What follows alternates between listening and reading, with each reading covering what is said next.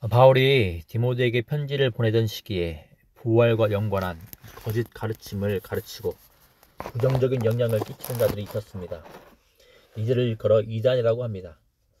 오늘 본문 17절, 18절 말씀에 이들의 모습이 언급되고 있습니다. 이들은 육신의 부활을 부정하고 영의 부활을 강조했던 걸로 알려져 있습니다. 오늘 본문은 바울이 디모데에게 이런 자들과 또 교회에 관하여서 어떻게 대처해야 하는지, 또 디모데는 어떤 태도를 견지해야 하는지의 내용들이 나옵니다. 먼저 전반적인 흐름을 살펴보면 이렇습니다. 1장 14절부터 18절까지의 내용을 보면 바울은 디모데에게 명령을 하고 또 그에 대한 근거를 대고 있습니다.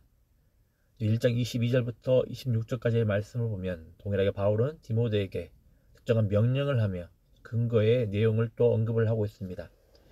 그런데 잘 보시면 이런 구절들에 비슷하게 공통적으로 나오는 표현들이 있습니다. 반복되는 표현들이 있습니다. 바로 말다툼과 변론과 다툼 등을 피하거나 버리라는 내용이 납니다. 또 동시에 진리의 말씀으로 세워지고 잘 가르치라라는 모습이 나옵니다. 또 이 진리로부터 비롯되는 바른 통목의 모습들이 나옵니다. 이런 점들이 비슷하게 계속 반복되고 강조되는 이유는 이단 세력들에 적절하게 대처할 수 있도록 바울이 디모데에게 일종의 사역 방식을 가르쳐주고 있기 때문일 겁니다. 자, 오늘 본문을 간략하게 살펴보면 이렇습니다. 14절 말씀을 보면 바울은 디모데에게 복음, 진리를 에베소 교회가 기억하게 해야 된다고 합니다. 자, 그럼으로써 말다툼을 하지 말라고 합니다. 이단과 또 말다툼을 하는 것은 유익도 없고 도리어 듣는 자들을 망하게 합니다. 이런 상황 가운데서 사역하고 있는 디모데가 집중해야 할 부분은 무엇입니까? 바로 하나님 앞에서 진리의 사람임을 날마다 입증해 가는 것입니다. 또 이단들의 방식인 망령되고 헛된 말을 버리는 겁니다. 이 이단들은 별 의미도 없는 말들을 논쟁적으로 쏟아냅니다. 그러니 이들과 이야기를 하고 또 대화를 한다고 해서 유익한 것이 아니라 말다툼만 있을 겁니다. 또 이들의 말은 악성 종양 같아서 위험하고 전이되어 확장되는 모습이 있습니다. 그러니 애초에 이들과 논쟁하며 적극적으로 함께하는 것은 바람직하지 않다라는 겁니다. 22절부터 26절에서도 비슷합니다. 바울은 디모데를 향하여서 청년의 정욕을 피하라고 합니다. 여기서의 정욕이란 성적 욕망이라기보다는 젊은 사람들에게서 나오는 성급하고 충동적인 말과 행실들을 가리킵니다. 오늘 본문 문맥과 연결해보면 충동적으로 어떤 논쟁거리에 참여하고 다투는 청년들의 모습이 비춰집니다. 대신에 디모데는 주를 깨끗한 마음으로 부르는 자들과 함께 의와 믿음과 사랑과 화평을 따르라고 명함받고 있습니다. 보통 의와 믿음과 사랑은 서신서에서 함께 가는 경우가 있는데 이 말은 무슨 말이겠습니까? 하나님의 진리의 사람들에게 응당 나타나는 모습이 있어야 된다라는 겁니다. 진리의 사람은 그리스도의 의에 근거하여 의를 따르며 믿음으로 살아갑니다. 자, 그런데 이 믿음은 반드시 사랑으로 나타난다라는 겁니다. 또 화평을 따른다라는 것은 오늘 본문의 맥락엔 말다툼의 상황을 반영하는 걸로 보입니다. 즉 다투지 말고 화평을 추구하라는 겁니다. 자, 그런데 화평을 따르라는 것은 그저 아무 생각 없이 무조건 타협하라는 것도 아니고 잠자코 바라만 보고 있으라는 것도 아닐 겁니다. 바로 진리의 말씀에 비추어서 어리석고 무식한 변론을 버리라는 겁니다.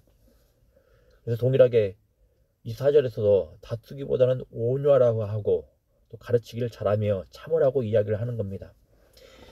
지금까지 살펴본 대로 주요 흐름 강조점은 이렇습니다. 바울은 디모데에게 말다툼이나 논쟁적인 상황을 피하고 진리를 쫓으며 진리에 합당한 행실들을 보이라고 합니다. 그런데 바울은 끝부분에서 바로 오늘 25절, 26절에서 이런 사역 방향이 가져올 어떤 기대 내지 가능성을 언급을 하고 있습니다. 그것이 무엇입니까? 바로 거역한 자들이 회개하는 겁니다.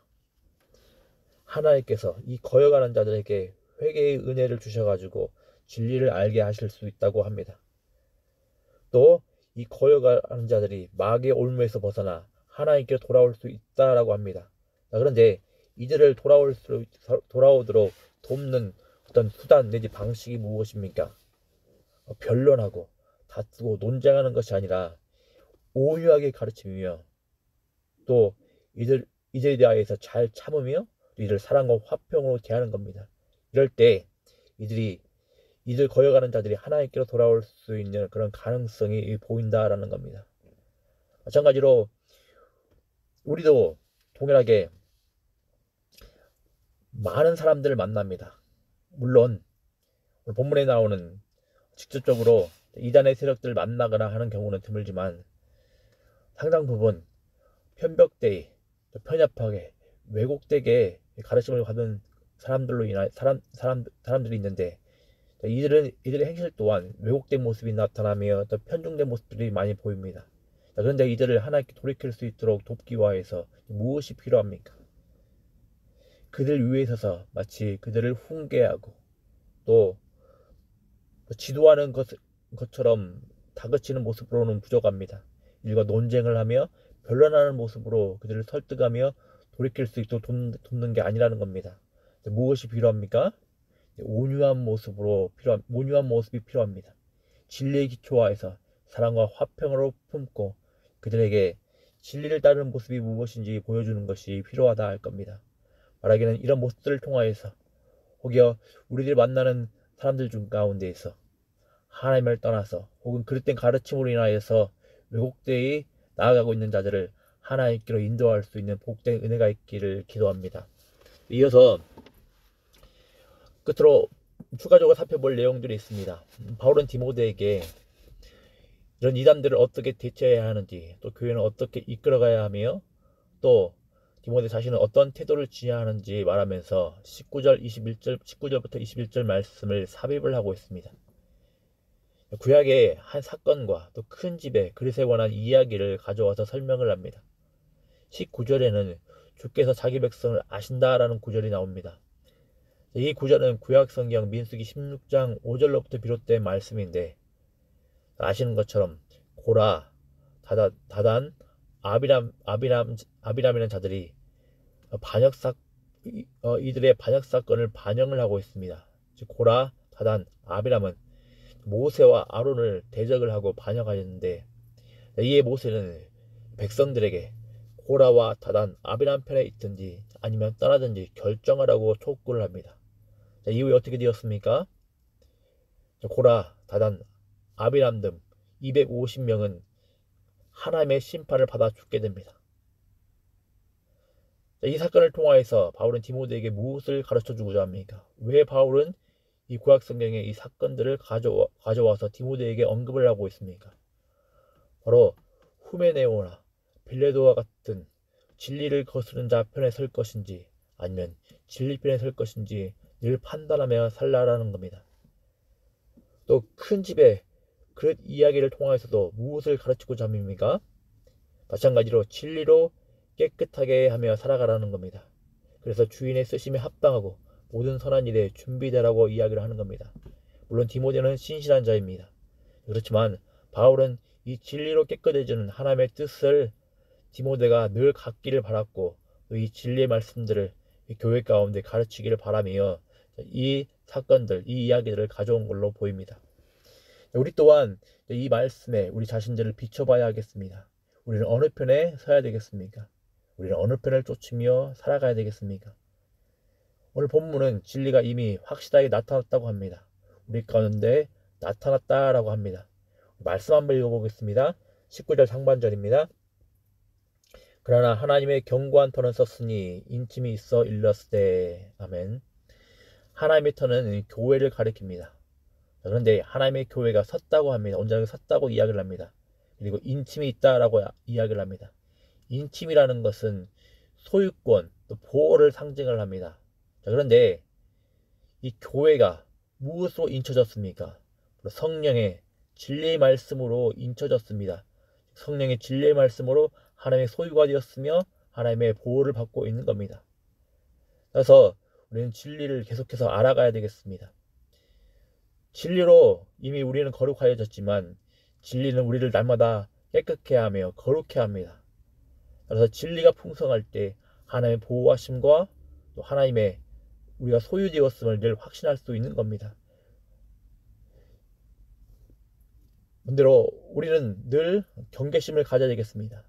이 진리의 말씀이 아니라, 이 진리의 편이 아니라 다른 편에 섰을 때 고라와 다단, 아비람 편에 섰던 자들처럼 하나님께 진노의 심판을 받으며 하나님께 징계를 받을 것이라는 그 사실들을 기억을 하면서 우리는 늘 하나님의 진리의 편에 선택하는 것을 나아가야 되겠습니다. 바라기는 오늘 본문 말씀을 통하여서 하나님의 진리의 말씀에 주목하며 또 이 진리의 말씀을 따라서 논쟁이 아니라, 변론이 아니라 하나님의 온유를 따라서 사랑과 화평으로 누군가를 돕고 인도하는 복된 은혜가 있기를 기도합니다. 기도하겠습니다. 아버지 하나님, 진리의 말씀 가운데 우리가 바로 설 수 있도록 은혜 되어 주시길 소망합니다. 우리가 진리의 말씀에 서 있을 때 우리가 하나님의 소유로 확정됨을 바라보게 되며 우리가 하나님의 보호하심을 날마다 확신하며 바라볼 수 있도록 인도하여 주시길 소망합니다. 또 간절히 원하고 바라기는 이 진리의 말씀에 근거하여서 누군가를 도울 수 있도록 은혜 되어 주시길 소망합니다. 하오나 교만한 마음으로 누군가를 위해서 지도하는 모습으로 그들에게 다가가지 않게 하시고 온유한 마음으로 사랑과 화평의 마음을 가지고 나아갈 수 있도록 은혜를 더하시고 그들을 주의 은혜를 따라서 주님께로 인도할 수 있는 복된 은혜가 있을 수 있도록 하나님 은혜 베풀어 주시옵소서. 감사드리며 예수님의 이름으로 기도드리옵나이다. 아멘.